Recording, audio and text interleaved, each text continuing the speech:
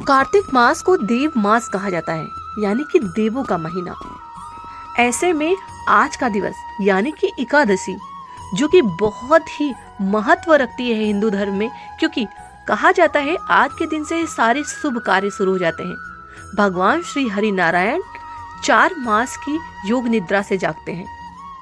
4 मास की योग निद्रा से जागने के बाद भगवान श्री हरि नारायण यानी विष्णु भगवान का विवाह माता तुलसी के साथ होता है। इसीलिए एकादशी का दिन अपने आप में बहुत विशेष होता है और कार्तिक का महीना तुलसी पूजन और गंगा स्नान के लिए बहुत ही महत्वपूर्ण माना जाता है। भगवान श्री हरि नारायण विष्णु का और माता तुलसी का विवाह वैसे तो घर घर में किया जाता है, लेकिन क्या आपको पता है कि ये विवाह क्यों किया जाता है, इसके पीछे की क्या पौराणिक मान्यता है? तो जानने के लिए इस वीडियो को अंत तक जरूर देखिएगा और कमेंट सेक्शन में श्री हरि नारायण जरूर लिखिएगा। चैनल को सब्सक्राइब कर लीजिए, जिससे बहुत सारी रोचक जानकारी आपको ऐसे ही मिलती रहे। दरअसल भगवान श्री हरि नारायण और माता तुलसी के विवाह के पीछे एक बहुत ही पौराणिक और रोचक कथा प्रचलित है। तो क्या है वो पौराणिक रोचक कथा, जानिए इस वीडियो में अंत तक। दरअसल देवउठनी एकादशी का व्रत अपने आप में व्यक्ति के जीवन में बहुत सारी शुभता लाता है, जीवन को संपन्न बनाता है, धन धान्य समृद्धि से भरता है। इसके पीछे कारण है भगवान श्री हरि नारायण को माता तुलसी का आशीर्वाद। जी हाँ, दरअसल वृंदा यानी कि माँ तुलसी अपने पिछले जन्म में बहुत ही पतिव्रता स्त्री थी। वृंदा के पति जालंधर से देवतागण व सभी मनुष्य बहुत ही परेशान थे। जालंधर से मुक्ति पाने के लिए देवतागण मिलकर भगवान विष्णु के पास गए और उन्हें सारी व्यथा बताई। इसके बाद भगवान श्री हरिनारायण विष्णु ने समाधान निकाला और कहा कि मैं जरूर कुछ ऐसा करूंगा जिससे कि वृंदा का सतीत्व नष्ट हो जाए और जालंधर की शक्ति भी नष्ट हो जाए, जिससे जालंधर का अंत किया जा सके।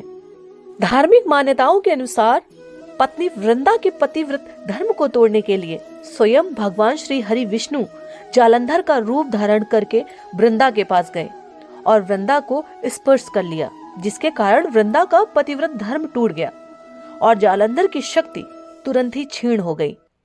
युद्ध में भगवान शिव जी ने उनका सर धड़ से अलग कर दिया और जालंधर की मृत्यु हो गई। ये बात जब वृंदा को पता चली कि भगवान श्री हरि विष्णु जी ने उनका सतीत्व नष्ट किया है, तो उन्हें बहुत क्रोध आया। साथ ही भगवान श्री हरि नारायण के छल से उन्हें गहरा आघात पहुंचा। फिर वृंदा ने भगवान श्री हरि नारायण को क्रोध में श्राप दे दिया कि वे तुरंत काले पत्थर के हो जाएं। भगवान विष्णु जी ने देवी वृंदा का श्राप स्वीकार कर लिया और वो एक पत्थर के रूप में हो गए। ये देखकर माता लक्ष्मी अत्यंत परेशान हो गईं और वृंदा से प्रार्थना की कि भगवान विष्णु जी को श्राप से मुक्त कर दें। कहा जाता है कि वृंदा जी ने भगवान को श्राप से मुक्त तो कर दिया, लेकिन साथ में ही ये प्रार्थना भी की कि भगवान श्री हरि नारायण उन्हें अपनी पत्नी के रूप में स्वीकार करें। भगवान श्री हरि नारायण ने क्योंकि उनका सतीत्व छल से नष्ट किया था, इसलिए उन्हें अपनी पत्नी के रूप में स्वीकार किया और उन्हें आशीर्वाद दिया कि मैं जिस श्राप के कारण पत्थर हो गया हूँ, उसी पत्थर के साथ आपका और मेरा विवाह हुआ करेगा और आने वाले युगों में लोग इसे तुलसी विवाह और शालिग्राम विवाह के नाम से जानेंगे और जीवन में सुख संपदा भरने वाला ये तुलसी विवाह आने वाले युगांतर में लोगों के जीवन में समृद्धि बरसाएगा।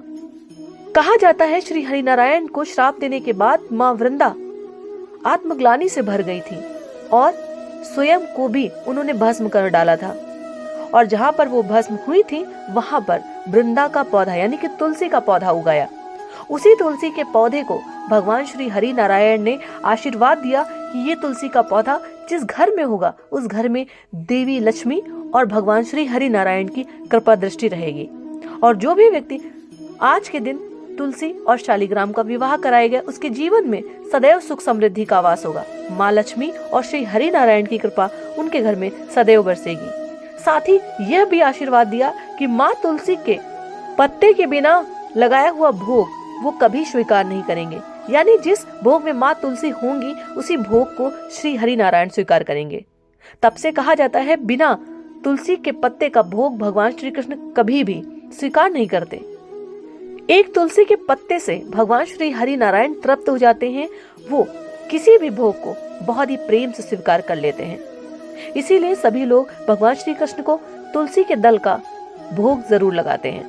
तो उम्मीद करते हैं आपको ये कहानी यानी कि तुलसी जी का विवाह श्री भगवान हरि नारायण के साथ क्यों किया जाता है पसंद आई होगी। अगर आपको ये स्टोरी पसंद आई तो आप इस वीडियो को और लोगों में साझा करें ताकि लोगों को पता चल सके कि आज के दिन यानी कि तुलसी और शालिग्राम का विवाह क्यों कराया जाता है। आइए जानते हैं माता तुलसी और भगवान श्री शालिग्राम का विवाह कराने से मनुष्य के जीवन में क्या क्या परिवर्तन हो जाते हैं। भगवान शालिग्राम की पूजा तुलसी के बिना पूरी नहीं होती और तुलसी अर्पित करने पर वो तुरंत प्रसन्न हो जाते हैं। शालिग्राम और भगवती स्वरूपा तुलसी का विवाह कराने से सारे अभाव, कलह, पाप, दुख और रोग मिट जाते हैं। कहा जाता है जहाँ भगवान शालिग्राम की पूजा होती है वहाँ विष्णु जी के साथ माता महालक्ष्मी भी निवास करती हैं। कोई भी व्यक्ति इन्हें घर या मंदिर में स्थापित करके पूजा कर सकता है। आज के दिन पति की लंबी उम्र और अच्छे स्वास्थ्य की प्राप्ति के लिए इस दिन ब्रह्म मुहूर्त में स्नान कर गायत्री मंत्र का जाप करें। पूजा में शालिग्राम को स्नान कराकर चंदन लगाएं और तुलसी अर्पित करें, भोग लगाएं। ये उपाय तन, मन और धन सभी परेशानियों को दूर कर देता है। जो व्यक्ति शालिग्राम पर रोज जल चढ़ाता है वो अच्छे पुण्य फल प्राप्त करता है। कहा जाता है जिनके भी घर में विवाह आदि आयोजन में रुकावट होती है, अगर वो तुलसी विवाह आयोजित करते हैं तो उनके घर में विवाह कार्य संपन्न हो जाता है और सब तरफ से सुख समृद्धि आती है। उम्मीद करते हैं ये वीडियो आपको पसंद आई तो इस वीडियो को शेयर करिए। मिलते हैं अगले नए वीडियो में। जय श्री कृष्ण।